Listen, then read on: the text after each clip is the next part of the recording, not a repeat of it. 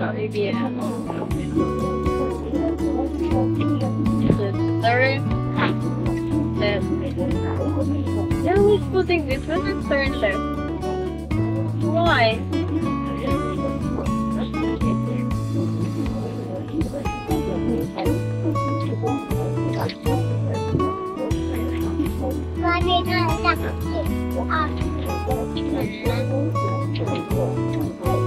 Jan, do you remember this Simei or not? No. Simei, this man who drove it like King David rock and really bad words. Okay, you not remember. I don't. Then this David ran away Absalom, his own son. His son taking this kingdom little bit time, this King David had, this Absalom. Okay. And this Simei throwing rocks this David, and David thinking that he's some kind of prophet. He's not touching him. Even his warlord saying that now he's killing this man. But he's not touching this Simei. And this Simei was, no, he's like normal man. He's not like any prophet. He's only doing this because he's thinking that he can now fight King David. And King David says that don't touch this man because he's maybe prophet. And then in the end, many years he understands that this Simei was not any prophet, that he's only bargaining him. But he's not killing this man. He's saying his own son, King Solomon, that you have to revenge this accident, what happened, that you have to kill this Simei. Do you remember what Solomon doing? What? He not killing this man, but he doing this way, that he's saying that Simei, by the way, you stay now in this Jerusalem area. You're not going anywhere here. If you go in, you're gonna die. Because I will kill you if you go in. And he understands that at some point this man like forgot this, and if he forgot this, he's gonna die. And this Simei living so many years in this Jerusalem, but then two his slaves run away, they stayed. And this Simei was this guy like very hot blood guy, and he going like getting back this slave. And then he going back to Solomon saying that, don't you remember what I said? And Simei then remembered that yes, he cannot go in anymore here. And that's because this king had to kill him. But he's not like otherwise killing like King David saying that you have to kill him. He even offered like some like possible saving his life.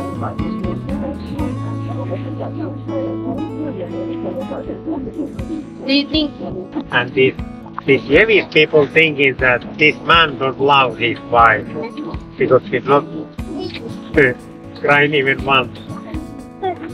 But God says that no, you can't. Do you know why God says this? Why? He's telling this way to Jewish people that it's like Ezekiel's wife and this Ezekiel is like king and his wife are like queen. You understand? That when you die, he's not gonna cry he's not care anything. It's like actually this way. He put into Ezekiel's soul with these Jewish people that they understand. That there's not coming any mercy anymore. These people who are acting always wrong way.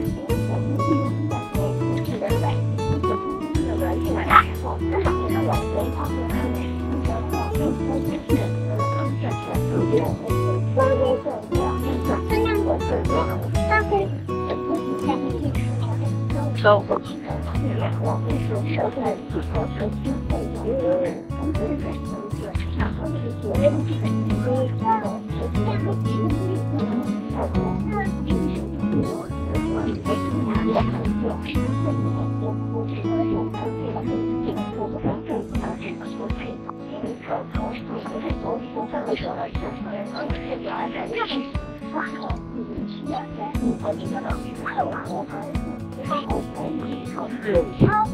The car again. This is the car beeping us. 60. Are they running 60? More than.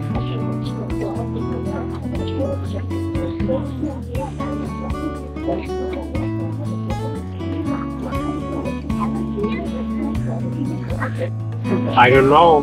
The Bible will tell is that is it feel like forgiven of this action, or is it only that he saw it? I think it's that it's because he saw it.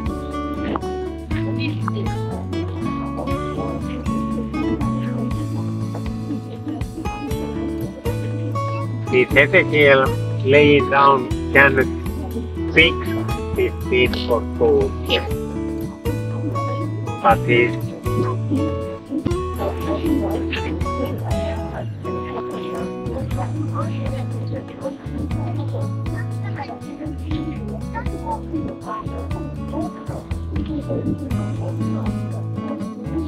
Parking? Where? There. And it's closed. The parking is closed.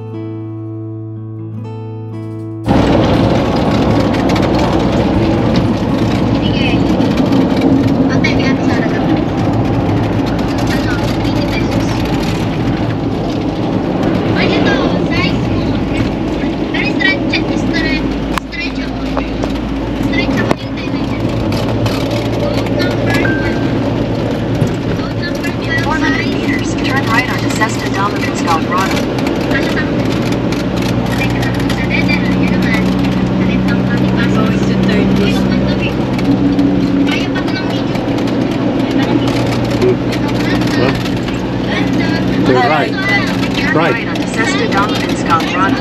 100 meter right, yes. This one? Yes.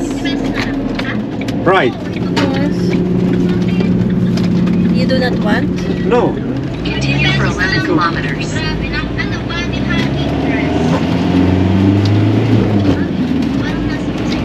Code number 12.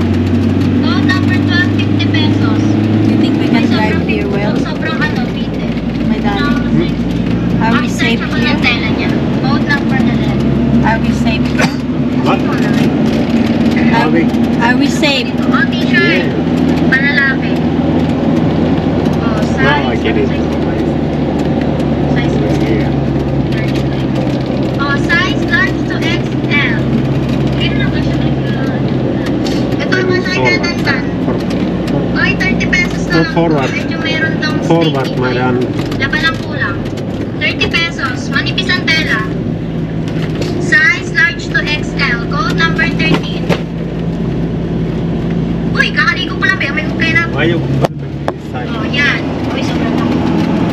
Size large to XL.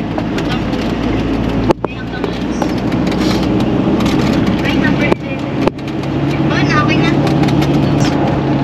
Ako, next year pa yan ang bayad na. Uy, hindi ka sure naman yung bayad. Wag naman next year.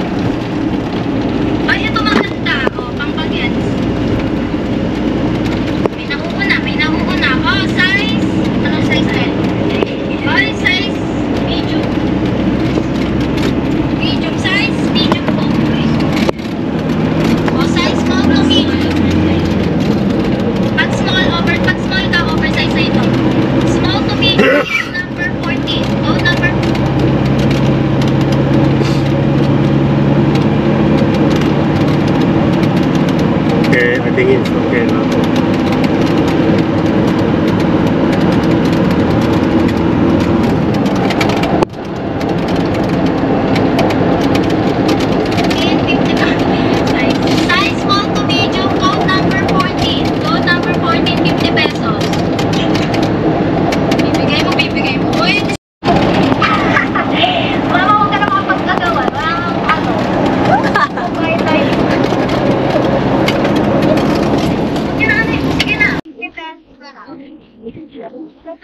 tela niya, oh. One brand.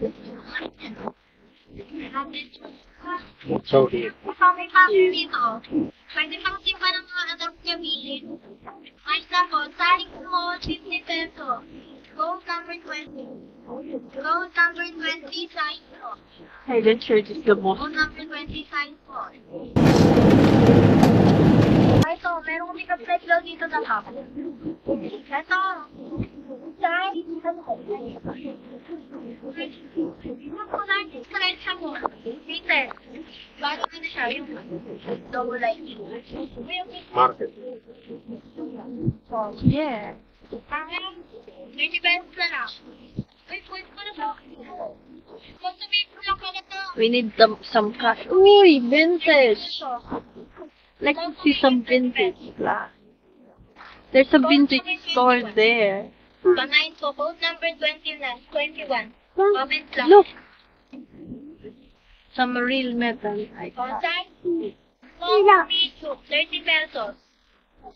We cannot park here. 30 That's pesos. maybe. There seems like you want some pork, Pork sides. Very. but we get no cost. It's like yeah. Champion. Okay. Ang isang champion ang game. 30 pesos na lang dito, medyo kupas yung kulay. Nakalagay ha, ayan, champion. Cannot park here, but Ang design we niya. must go for park for. Suited siya. We cannot stop. We got no cost.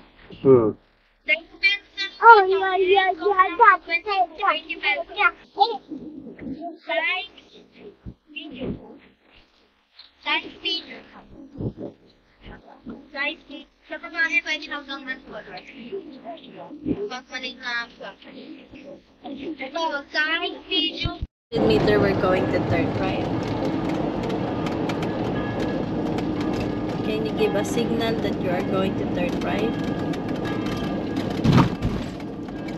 it's my business. I don't have to tell it anybody. Huh? My business. Give signal. Where I don't go with my car. This others.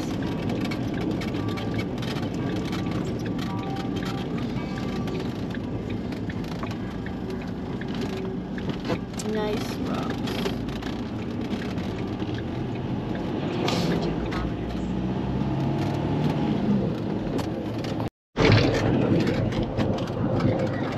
And then once you go forward, roundabout, and then you're going there.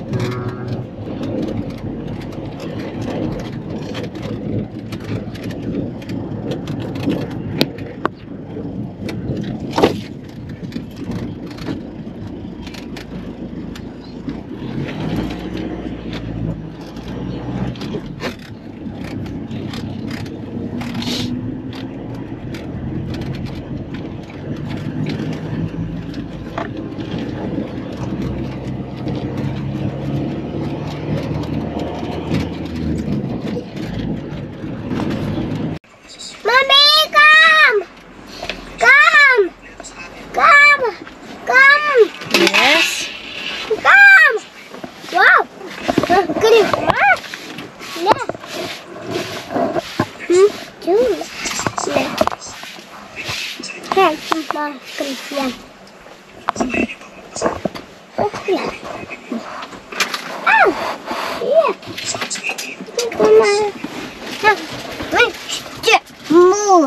Anak, learn not to waste the food, ha?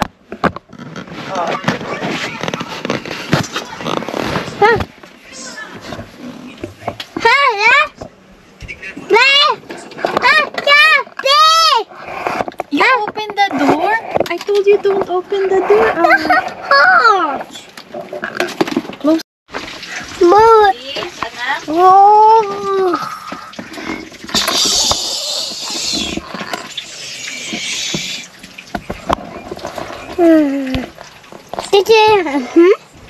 No? Two. Oh!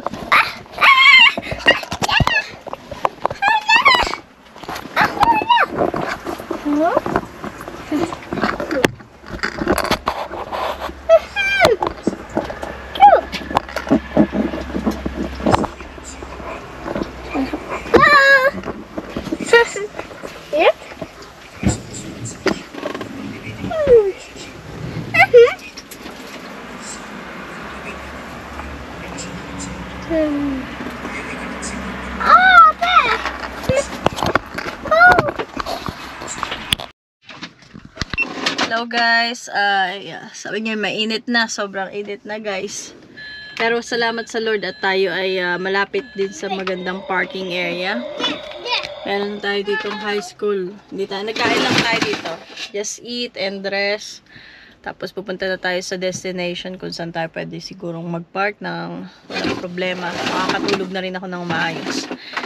Sa journey na rin, hindi ako lagi nakakatulog ng, you know, kahapon. Pag may alam ko may mga problema, iniisip ko kung anong magiging solusyon natin.